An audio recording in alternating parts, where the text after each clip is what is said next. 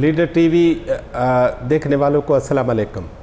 آج ہمارے ساتھ ایک اہم شخصیت اور عالم موجود ہیں جن کے بارے میں ہم نے بہت ہی کم سنا ہے۔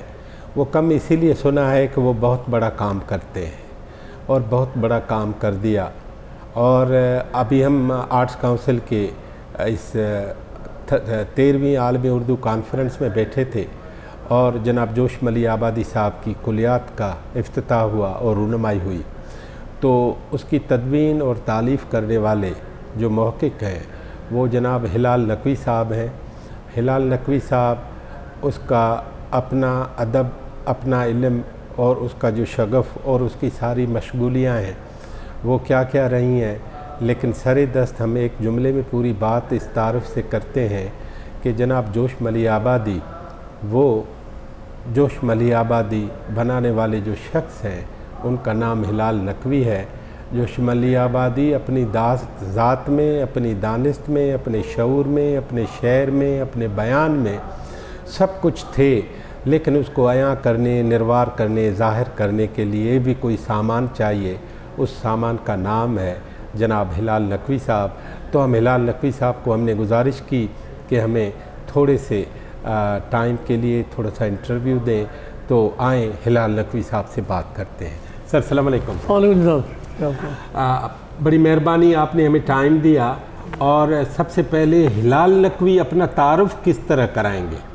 ہلال نقوی کیا ہیں، کہاں پیدا ہوئے؟ میں ہوں تو ایک طالب علم ہی ہوں، لیکن یہ کہ اگر ایک تعلق ظاہر کیا جائے، میں بائی پروفیشن ایک استاد ہوں۔ زندگی بھر پڑھایا، گھوٹکی سے لے کے کراچی یونیورسٹی تک سفر ہے میرا۔ 40 سال سے یہی کام ہے، اردو ادبیات پڑھانا۔ کراچی یونیورسٹی کے پاکستان اسٹڈی سینٹر میں علاقائی ادب پڑھاتا ہوں، سندھی، پنجابی، پشتو، سرائکی، اس کے بڑے شعراء جو ہیں وہ بھی میرا موضوع ہے۔ تو مجھے جوش ملی آبادی سے بڑا قرب رہا، میں اس وقت طالب علم تھا۔ سر میں جوش صاحب سے بعد میں آتا ہوں، وہ تو خیر آپ کی زندگی اب اس سے الگ کر ہی نہیں سکتا کوئی بھی۔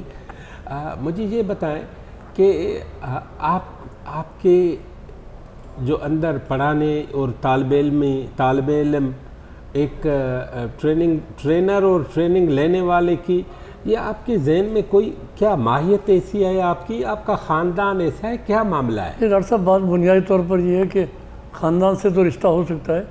میرا تعلق سادات امروہہ سے ہے، اس میں صادقین اور جون ایلیا اور رئیس امروی اور کمال امروی بڑے آرٹسٹوں کا، اور محمد تقی صاحب۔ تقی صاحب بڑے آدمی تھے، بڑے فلسفی۔ ہاں، تو یہ سب ہو سکتا ہے۔ ڈی این اے تو یہی کہتا ہے کہ انسان کے اندر وہ صفات خاندانی آتی ہیں، لیکن اس کے ساتھ ساتھ میں انٹرویو میں تھا جب میں نے شعر کہنے شروع کر دیے، شاعر ہوا تو ذہن ہی بدل گیا۔ میرے بھائی چاہتے تھے کہ میں سائنس میں پڑھوں، یا دوسرے بھائی کہتے تھے نہیں اکنامکس میں تم ایم اے کرو، لیکن دل نہیں مانا اور میں لٹریچر طرف چلا گیا۔ ابھی شاعروں میں جانا، اٹھنا بیٹھنا، لیکن میں اپنی نوجوانی سے میرے مزاج میں ایک چیز ہے، اپنے تعارف میں یہ باتیں کہنا اچھا لگتا نہیں ہے، لیکن آپ پوچھ رہے ہیں اس لیے کہہ رہا ہوں۔ میں نوجوانی سے ایک گوشہ نشیں سا ہوں، زیادہ جھمیلوں میں رہتا، کام سے مطلب ہوتا ہے۔ تو میں مطلب زندگی پر کام ہی کرنا چاہتا تھا۔ پڑھایا، پھر ایم اے کیا کراچی یونیورسٹی سے، اور 1985 میں ڈاکٹریٹ کیا۔ اس کے بعد 2 رسالے نکالے، ایک رسائی ادب کے نام سے، ایک جوش شناسی کے نام سے۔ تو زندگی میں ڈاکٹر صاحب یہی کام ہم کر رہے ہیں۔ تو جوش پہ ابھی ہم آتے ہیں، تو شاعری کوئی چوٹ ہے، کوئی زخم لگا، یا کوئی حادثہ، کوئی ذاتی سانحہ؟ کہتے ہیں وہ شاعری کے لیے تو کہا جاتا ہے نا اسپونٹینیس اوور فلو، یعنی بالٹی چھلکنے لگے، گلاس حساس ہوتے ہیں شاعر۔ تو احساس کی سطح تھی، اس میں عشق بھی آ سکتا ہے، اس میں یادیں بھی آ سکتی ہیں، اس میں ماحول بھی ہے، اس میں دنیا کے دکھ درد بھی ہیں۔ کوئی ایسی یاد جو آپ سمجھیں کہ یہاں سے میں اس راستے پہ آیا؟ مطلب مجھے مظلوم لوگوں سے پتہ نہیں کیوں محبت تھی، کہ میں چاہتا تھا کہ جو مظلوم ہے اس کا ساتھ دیا، اس سے مجھے نقصان بھی بچایا، پھر میں نے مطلب خمیازہ بھگتا اس کا۔ لیکن جہاں مطلب بہت نوعمری میں مزدوروں کو یاد کرنا اور کسانوں پہ لکھنا، پریم چند کے وہ افسانے جو کہ کسانوں میں ہوتے تھے، وہ سن کے میں رونے لگتا تھا، کتاب بند کر دیتا تھا۔ اس چیز نے مجھ میں احساس کی سطح بہت زیادہ پیدا کی، اور بہت میرے اندر ایک کرنٹ آیا، اور بس پتہ نہیں یہ چیزیں لگتا تھا جی مجھے یاد ہے جب میں نوجوان تھا، مطلب 15-16 سال نوخیز تھا، تو گھر میں بلی کا بچہ مر گیا تھا. میرے خیال میں وہ مجھے اب تک یاد ہے. اس کو لے جانا، اس کی تدفین کرنا. میری چھوٹی بہنیں میرے ساتھ تھیں. میں بہت دنوں وہاں جاتا رہا کہ وہ یہاں ہم نے اس کو دفن کیا تھا. تو کچھ ذہن ایسا تھا کہ ان چیزوں میں زیادہ اس طرف زیادہ جاتا تھا، اور اسی میں جب شعور بڑھتا چلا گیا، بڑے بڑے اہل قلم سے ملاقات ہوئی، ذہن دوسرا ہو گیا. لیکن بنیاد وہی تھا، بیج وہیں سے بویا گیا. تو یہ جو آپ نوخیز تھے، نوجوانی میں ہی شعر و ادب سے جو تعلق بن گیا آپ کا، تو اس زمانے میں جو بڑے شاعر ادیب ہیں جن کا آپ کے ذہن پہ خاص طور پر اثر ہوا ہو، جنہوں نے متاثر کیا ہو مثبت طور پر آپ کو کہ یار یہ راستہ ضروری ہے، ان میں سے کوئی کچھ لوگ؟ ہمارے گھر کے قریب ایک شاعر رہا کرتے تھے، ساقی امروی، وہ بھی امروہہ کے تھے. بے مثال شعر کہتے تھے، مفلوق الحال آدمی تھے، لیکن ان کے شعر میں سمجھتا نہیں تھا، لیکن مجھے انسپائر کرتے تھے. میں اب تک دن کے ہنگاموں میں گم تھا، مگر اب شام ہوتی جا رہی ہے. واہ. تو یہ چیزیں بہت متاثر کرتی تھیں مجھے. کروٹ لیتے میں شعر یاد آتے تھے. تو اس سے پھر یہ ہوا کہ جب آگے بڑھا، اور ایک بات یہ ہوئی کہ میں نے 1966-67 میں سراج الدولہ کالج میں داخلہ لیا انٹرمیڈیٹ کرنے کے لیے. خوش قسمتی یہ تھی کہ اس کے پیچھے 2 فلنگ پر جوش ملی آبادی رہتے تھے، اور ہمارے استاد تھے پروفیسر مصطفیٰ حسین، جو جامعہ بلوچستان میں اردو ڈپارٹمنٹ کے چیئرمین تھے. ان سب کے ساتھ جب اٹھنا بیٹھا ہوا، میں نے مہری نیمروز کے نام سے ایک اخبار نکال دیا. تو شروع سے یہ چیزیں زیادہ تھیں، کام کیے جائے، علمی کام کیے جائیں، یہ چیزیں مجھے جوش صاحب کے پاس لائیں. اور میں نے دیکھا بھئی اتنا بڑا شاعر ہے جس نے ہزاروں، کیوں نہ اس کو ایڈٹ کیا جائے. تو جب سے بس سلسلہ شروع ہو گیا. جوش صاحب کو معلوم تھا کہ آپ اس کام پہ لگ گئے؟ وہ یہ دیکھتے تھے کہ اس میں یہ شعر کہتا ہے. انہوں نے ایک جگہ لکھا ہے میرے بارے میں، وہ بڑے آدمی تھے، کہ ہلال کے سینے میں آگ ہے لیکن اس کو اور ابھی روشن کریں. واہ. اور ظاہر 82 میں ان کا انتقال ہو گیا. اس وقت ہماری عمر 20-21 سال ہوگی، 38 سال پہلے کی بات ہے. تو مطلب ان کے ساتھ پھر یہ ہوا کہ ان کے کسی بڑی شخصیت کو دیکھیں نا، ان کے پاس میں دیکھتا تھا ان کے پاس کون کون آتا ہے. بڑے بڑے لوگ آتے تھے، بڑے اہل قلم آتے تھے. اگر کچھ ان کی یادیں بتائیں، کون کون سے لوگ زیادہ آتے تھے؟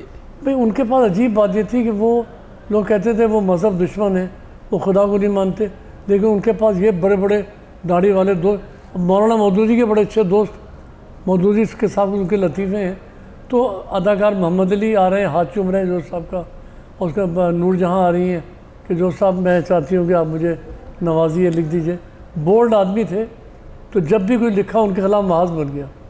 ہوا سے موتی برس رہے ہیں، گیت لکھے، مرثیے لکھے. امام حسین کا ذکر بہت ان کے مرتبہ میں ہے. سیاسی شاعری کی، مطلب ان کے اندر جو ایک بولڈنس تھی، جرأت، اس نے مجھے بڑا متاثر کیا. انہیں کوئی مطلب نہیں کون ہے، کون اسٹیبلشمنٹ ہے، کون حاکم ہے، کون جابر ہے، کوئی کچھ نہیں. ان کو ایک بات کہنی ہے، سچائی کی بات. وہ طبیعت میں ایک چیز تھی نا، مظلومیت سے عشق کرنا، اس نے مجھے بڑا متاثر کیا. آپ نے جیسے ابھی فرمایا ہے کہ وہ بہت سارا عتاب میں بھی رہے، ہاں، تو اس کی وجوہات کیا ہیں؟ دیکھیے، اگر آپ کو کہیں رہنا ہے تو زبان کو قابو میں رکھیے اور بہت سی باتوں کا اظہار نہ کریں. جوش صاحب اس کی پرواہ نہیں کرتے تھے. ہندوستان میں ان کا نقصان ہوا، مطلب یہ کہ نہرو سے انہوں نے کچھ سخت بات کہہ دی. بھٹو صاحب بہت محبت کرتے تھے. نہرو سے کیا باتیں کی سخت؟ مطلب یہ کہ وہ یہ کہنے کے لیے بھئی آپ کیا کر رہے ہیں اور لوگ بھوکے مر رہے ہیں، آپ کس قسم کی حکومت ہے، وہ اس پہ احتیاط نہیں کرتے تھے. انہیں کبھی اس میں تکلف نہیں ہوتا تھا. پھر نہرو کا ریئیکشن کیا ہوا؟ نہرو بہت محبت کرتے تھے ان سے. اچھا. یعنی دیکھیے اس زمانے کے بھٹو صاحب سے اگر آپ آئیے، بھٹو میں خوبی تھی احترام کرنا. پہلے نہرو کی بات پوری کریں نا. نہرو صاحب کے ساتھ نہرو کا یہ تھا ان کا کہ وہ مطلب ان کو یہ تکلف نہیں ہے کہ زبان کے لٹریچر کو نقصان پہنچ رہا ہے، تو وہ چاہیں گے. نہرو سے برملا انہوں نے کہا بھئی آپ کیا کر رہے ہیں اس کے لیے. نہرو خود سویلائزڈ آدمی تھے اور علم و ادب کے بڑا آدمی تھا، جانتے تھے وہ ہسٹری کا. تو جوش صاحب کی قدر کرتے تھے. جوش صاحب نے اندرا نے کہا جوش صاحب آئیے، آپ ناراض ہو کے چلے گئے. انہوں نے کہا نہیں میں نہیں آؤں گا. انہوں نے کہا ایک چھت پہ آؤں گا، نہرو گھر پہ نہ ہوں. انہوں نے کہا نہیں وہ نہیں ہوں گے. اب جوش صاحب آئے، انہوں نے معلوم کر لیا بھائی نہرو تو نہیں ہے. انہوں نے کہا اندرا نے کہا نہیں جوش صاحب آئیے. احترام بہت کرتے تھے. تو دیکھا پیچھے سے نہرو آ گئے، انہوں نے کندھے پہ لگا جوش صاحب معاف کر دیجیے. یعنی کسی اتنے بڑے ملک کا اتنا بڑا آدمی خود بھی جو ہو. تو جوش صاحب ایسے لوگوں کو پسند کرتے تھے کیونکہ اب ہمارے یہاں آپ آئیے, انہوں نے ایوب خان کے لیے کچھ سخت بات کہہ دی ہندوستان میں کہ بھئی وہ کچھ زبان کے لیے کچھ نہیں کر رہے, اور نامناسب الفاظ سے ان کو ترقی اردو بورڈ سے ہٹا دیا گیا. اور قدرت اللہ شاہ نے کہا تھا یہ بہت بڑا آدمی ہے, ایوب خان سے کہا تھا آپ ان کو ہٹائیں. انہوں نے کہا نہیں, جو صاحب نے کچھ سخت بات کہی تھی ان کے بارے میں.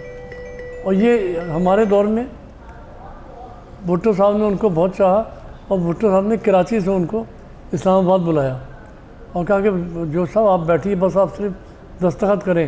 بھٹو صاحب سے ان کا تعلق کیسے بنا؟ پھر دیکھیے بھٹو کیونکہ وزیر اعظم ہے, تو ایک وزیر اعظم کو پتہ ہے کہ اس دور کا بڑا آدمی کون ہے, شاعر کون ہے, مصور کون ہے, کرکٹر کون ہے, کون آدمی لکھ رہا ہے, پڑھ رہا ہے, تو جانتے تھے. ان کے مشیر ہوتے ہیں, کہتے ہیں جوش صاحب یہ جوش کہاں ہے, تو وہ جوش کو یہاں بلاؤ, وہاں پہ کیسے بیٹھیں گے.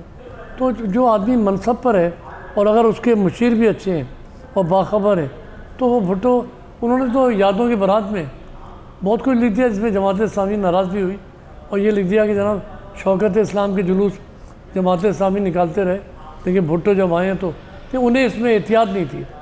یعنی وہ یہ نہیں دیکھتے تھے کہ اس میں ان کو نقصان پہنچے گا, اور نقصان پہنچا ان کو. لیکن یعنی آپ اندازہ کر لیجیے ڈاکٹر صاحب, جوش ملیح آبادی کے نام سے سڑک بنانے کے لیے درخواست دینی پڑتی ہے. ہر آدمی کے نام سے سڑک بنی ہوئی ہے, جوش صاحب کے نام سے وہ کچھ کرنا نہیں چاہتا کوئی. تو بھٹو صاحب سے کیا ناراضگی ہوئی جوش صاحب کی؟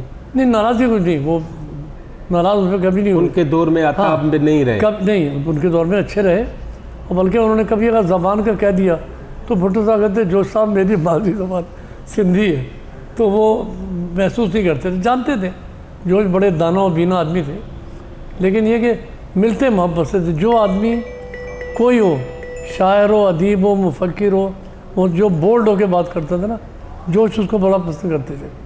حبیب جالب ہمیشہ کہتے تھے بھئی جوش صاحب اتنے بڑے آدمی ہیں, ان کے آگے جھک کے ملنا پڑتا ہے.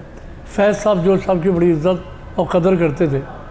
سحر انصاری نے مجھے بتایا کہ میں اور فیض صاحب باتیں کر رہے تھے, جوش صاحب آ گئے, تو جو فیض صاحب نے آئیے جوش صاحب کو لینے چلتے ہیں, ان کے قدم چھوتے ہیں. تو اپنے زمانے کے بڑے آدمی, لیکن مصلحتوں کا کیونکہ شکار نہیں ہوئے, تو پھر ان کو ذاتی طور پہ نقصان بھی پہنچا, مالی طور پہ پریشان رہے. ہمدرد آدمی تھے, اپنے بچوں کے لیے, اپنے نواسوں کے لیے بہت کیا. ان کے نواسے ہیں فروخ جمال, جوش ادبی فاؤنڈیشن بنائی ہے, وہ کچھ کر رہے ہیں جوش صاحب کے لیے, کرتے رہتے ہیں بیچارے. ان کی 2 کتابیں آ چکی ہیں. تو خاندان جوش بھی چاہتا ہے کہ نئے سرے سے جوش کو دریافت کیا جائے. میں نے اپنی وسعت کے مطابق آپ نے یہ, آپ کو پہلا خیال کیسے آیا؟ کچھ یاد ہے کہ میں جوش کی تدوین تالیف کروں, ایڈیٹنگ کروں؟ میں نے عرض کیا آپ سے, شروع سے مجھ میں ایک چیز تھی, یعنی مجھے اگر آپ ملیں, آپ سے ملاقات ہو, میں 2 گھنٹے میں آپ سے بے تکلف ہو جاؤں گا. کچھ آپ بتائیں گے, میں وہاں کیسے, میں کہوں ڈاکٹر صاحب آپ اپنے حالات قلم بند کریں. میں ہمیشہ کہتا تھا چیزوں کو کاغذ پر آنا چاہیے. تو جوش صاحب کا انتقال 1982 میں ہوا ہے, اور میں نے 92 میں پہلی کتاب میری آئی جوش کی نایاب تحریریں, جو بالکل ضائع ہو رہی تھی. جب سے میں اب تک یہی سفر کر رہا ہوں. ابھی افتخار عارف صاحب کہہ رہے تھے کہ بھئی جوش صاحب نقاد تھے, مجھے اتنا اندازہ ہی نہیں ہوا. تو ان کے مطلب ہے کہ میں چاہتا اس آدمی کو سمیٹو. میرے والد جو بالکل ہی اللہ میاں کی گائے تھے, درویش آدمی تھے, بہت کم بولنا, کم بات کرنا. ان سے میں نے کہا آپ اپنے حالات لکھیے. کہنے لگے میں تو کچھ ایسا عالم آدمی نہیں ہوں. میں نے کہا نہیں, میرے دادا کون تھے, میرے پردادا کہاں ہیں, وہ کہاں دفن ہو گئے, کون سی زمین وہ ساری سرشت, وہ سارا سلسلہ بتائیں. وہ میرے مزاج میں ایک حصہ ہے, اور اسی لیے میں نے پھر یہ کام کیا. اور ڈاکٹر صاحب ایک بات اور بتاؤں, آپ ڈاکٹر ہیں, یہ اس کی میں آپ سے داد چاہوں گا. میں انتہائی امراض کا مجموعہ ہوں. کون سی بیماری ہے جو مجھے نہیں ہوئی؟ بڑے بڑے میرے آپریشن ہوئے, خطرناک, ہیبت ناک, جو آپ سمجھ سکتے ہیں موت کے منہ میں چلا گیا تھا. ابھی آخری آپریشن ہارٹ کا والو ریپلیس ہوا میرا, اور یہ اسی میں کام میں کرتا ہوں. والویکٹمی ہوئی. ہاں, کام جاری ہے, یہ تو چلتا رہتا ہے جو بھی ہے. یہ ہے. تو یہ جو اتنا بڑا کام کیا ہے, اتنا بڑا, اور جوش صاحب ابھی علمی طور پر, ادبی طور پر اور ضخامت کے حساب سے بھی کبھی مر نہیں سکتے. کوئی کام نہیں. تو ادبی حلقوں میں اس کو کوئی ریکگنائز کیا گیا ہے یا آپ کو اس کی ضرورت ہی نہیں ہے؟ کیا جاتا ہے. میں دیکھتا ہوں جمیل الدین علی بہت کہتے تھے اور فہمیدہ ریاض کہتی ہیں بھائی جوش صاحب پڑھنے میں کہاں چلی گئی چیزیں ان کی. خاندان نے بھی کوشش کی کہ ان کے جو بیٹوں کی گھر ہے ان کے پاس حقوق تھے, انہوں نے اس طرح کام نہیں کیا. چیز دیکھیے منظر عام پر نہیں آئے گی تو آدمی پہچانا نہیں جائے گا. مثلا میں پڑھاتا تھا یونیورسٹی میں شاہ جو رسالو ہے تو شیخ ایاز نے اور آفاق صدیقی نے منظوم ترجمہ کیا, تو اب ایک ترجمہ آیا اردو میں آ گیا, سب نے پڑھا شاہ صاحب اتنے بڑے شاعر ہیں. پہلی بنیاد تو یہ مکان بعد میں بنے گا, پہلے زمین دریافت کریں, پلاٹ بنائیں. میں سمجھتا ہوں میں نے جو بھی چھوٹے موٹے کام کیے کہ اس آدمی کے قلم کی طاقت کو سامنے لایا جائے. اور جو صاحب ظاہر ہے بہت ریلیونٹ آدمی ہے, اسی کے سراپا انقلابی شاعر ہے, اس میں ان کی یادوں کے برات بھی ایک اختلافی بات بن گئی. اگر انہوں نے 18 عشق بیان کیے, چونکہ سچے آدمی تو کیا ہے, یہاں لوگ کئی عشق کرتے رہتے ہیں, ڈرتے ہیں بیان کرتے ہیں. احمد فراز نے کہا تھا, کسی نے کہا احمد فراز سے کہ فراز صاحب آپ کی ہر غزل میں ایک چہرہ آتا ہے. انہوں نے کہا بھائی آتا تو ہے مگر میں جوش صاحب کی طرح بہادر نہیں ہوں, میں اس کو اظہار نہیں کر سکتا. تو یہ بات ہے. مجھے آخری سوال ہے, اس کے بلکہ 2 سوال بن جائیں گے. آج کی ادبی اور علمی جو آپ کاشت دیکھ رہے ہیں, فرض کریں اردو ادب کی, تو وہ آپ کو کس طرح لگتی ہے ماضی کے حوالے سے؟ آج تو ہم ارتقا کر رہے ہیں یا کوئی کھڑی ہو گئی یا کیا؟ نہیں ڈاکٹر صاحب, بات ہے کہ ذہن بہت آگے چلا گیا. آج کا ذہن بالکل مایوس نہیں ہونا چاہیے. جوش اور فیصلہ ایک دوسری دنیا ہے. نئی جنریشن, علاقائی زبان دیکھ لیجئے, ایسی جدید چیزیں لکھی جا رہی ہیں, شعور کی سطح بلند ہوئی ہے. وہ ٹھیک ہے دنیا میں اور بھی ہنگامے تماشے ہیں, لیکن نئی نسل سے قطعی مایوس ہونے کی ضرورت نہیں ہے. بہت اسپارک ہے, چاہے وہ آزاد نظم لکھیں, ہائیکو لکھیں, ربائی لکھیں, مرثیہ لکھیں, ہم لکھیں, ایک نئی زندگی نظر آتی ہے. اور یہ دوسری بات ہے کہ ماحول بدل گیا ہے. اب آپ دیکھیے آپ کے جو بے پناہ چینل ہیں, میں دیکھتا ہوں لٹریچر میں بات نہیں ہوتی. سیاست 24 گھنٹے پارٹیوں کے لوگ آگے بیٹھ جاتے ہیں اور روزانہ وہ پارٹیوں کے لوگ جو ہیں اپنی اپنی سیاست بگاڑتے رہتے ہیں. میں نے نہیں دیکھا کوئی دانشور آ رہا ہے, کوئی میڈیکل سائنٹسٹ آ رہا ہو. بتائیے کہاں ہیں سائنسدان, کہاں چلے گئے, بڑے فنکار کہاں ہیں؟ بس 24 گھنٹے یہی رونا ہے کہ یہ ہو گیا, یہ نہیں ہوا, اسے گرفتار کر لو, اسے پکڑ لو, بس یہ. ہماری سوسائٹی میں سائنس کی عزت کیوں نہیں ہے؟ اس کا روٹ کاز کیا ہے؟ دیکھیے روٹ کاز یہ کہ ہم اصل میں, اگر برا نہ مانا جائے میں بھی شامل ہوں, ہم لوگ جاہل لوگوں میں شمار ہوتے ہیں. جیسے جانور چل رہے ہیں ہم بھی چل رہے ہیں, بس کھانا پینا سونا مرنا, دکانوں پہ جائیے پیٹ بھر کے آ جائیے, ذہن کوئی نہیں بھرنا چاہتا. بس زندگی پوری ہو رہی ہے, جیسے جانور زندہ ہیں ہم بھی زندہ ہیں. پھر حکومت کا بڑا ہاتھ ہے. حکومتیں چاہیں تو ہمیں بہت زرخیز کر سکتی ہیں. دیکھیں نا آرٹس کونسل ہے, آپ ہیں ایک ادارے, ایک متعلق ہے, وہ فن کی قدر کر رہے ہیں, اہل فن کو بلا رہے ہیں اور اہل علم کی قدر ہو رہی ہے. اسی طرح کو چیزوں کو بڑے پیمانے پہ کیا جائے. حکومتیں کر سکتی ہیں, حکومتوں کے ایڈوائزر ان کو بتائیں. اگین میں پوچھ رہا ہوں وہ کیوں نہیں کرتی ہمارے پاس؟ بس بات یہ کہ اس میں ایک ضروری بات یہ ہے کہ ایسے اہل فن, اہل علم جو ہے, اہل دانش, وہ یا تو تھنک ٹینک کے طور پہ موجود ہوں یا ان سے پوچھا جائے. حاکم تو عام طور پہ وہ کہا کرتا تھا افلاطون کے اہل دانش جو ہے نا وہ حاکم اس طرح نہیں بن سکتے. تو حکومتیں تھنک ٹینک بناتی ہیں لوگوں سے. دیکھیے ہوگا تو جو بائیڈن ہی صدر ہوگا, لیکن وہ تھنک ٹینک کو جمع کرتے ہیں, ان سے پوچھتے ہیں. ہمارے ہاں اگر کوئی قدر نہیں ہے تو اہل علم کی کوئی قدر نہیں ہے, مارا پھرتا ہے وہ. آپ دیکھ لیجیے جو سالانہ ایوارڈ ملتے ہیں اس میں دیکھیے کتنے اہل قلم ہیں, کتنے شاعر ہیں, کتنے ادیب ہیں, کتنے مفکر ہیں, کتنے سائنسدان ہیں, برائے نام ہے. آخری بات پوچھوں گا, آج کی نوجوان نسل کو لکھنے اور پڑھنے کے حوالے سے کیا پیغام دیں گے؟ بھئی یہ پیغام ہے کہ زندگی کو صرف مادی حوالوں سے نہ سوچا جائے. زندگی کی روحانی قدریں ہیں, صوفیانہ تصورات کی بات تو ہوتی ہے لیکن ہم اس کے قریب نہیں آنا چاہتے. مجھے ایسا لگتا ہے ڈاکٹر صاحب, کھانا پینا سونا مرنا جاگنا بس یہ ہے. زندگی اس کے علاوہ بھی کچھ ہوتی ہے, اور بھی چلیں, اور بھی آگے لے کے چلیں زندگی کو. اب دیکھیں نا جوش صاحب جو ہیں, اب جوش پہ میں ختم کرتا ہوں بات کو. اب وہ کہتے ہیں, ایک ربائی میں ساری بات کہہ گئے کہ پشت ایماں کا خم نکالا ہے کبھی, پشت ایما کا خم نکالا ہے کبھی، اقوال کو اعمال میں ڈھالا ہے کبھی، واہ، اقرار کے ساحل پہ اکڑنے والوں انکار کا قلزم بھی کھنگالا ہے کبھی۔ واہ، ہر چیز یس ہے، یہ وہ سب اچھا ہے، سب اچھا ہے۔ جب تک آپ دیکھیے خود ہمارا کلمہ جو ہم پڑھتے ہیں لا الہ الا اللہ، وہ نو کو پیر کہتے ہیں، نہیں کوئی نہیں ہے مگر وہ۔ تو جب تک آپ انکار نہیں کریں گے باطل سے، جبر سے، جھوٹ سے، جب تک زندگی آگے نہیں چلے گی۔ یہ تھے ہمارے محقق اور ایڈیٹر اور عالم جناب ڈاکٹر ہلال نقوی صاحب، جنہوں نے اپنے انٹرویو میں بتایا کہ وہ تعلیم و تدریس سے رہے، وہ پڑھتے بھی رہے اور پڑھاتے بھی رہے، گو کہ کسی عالم کی طرح آج بھی وہ اپنے آپ کو طالب علم ہی سمجھتے ہیں، لیکن گزشتہ 3 دہائیاں جس طرح انہوں نے حضرت جوش ملی آبادی کی ایڈیٹنگ کی ہے، اس کا کام جمع کیا ہے اور تنکا سنبھال کے رکھا ہے۔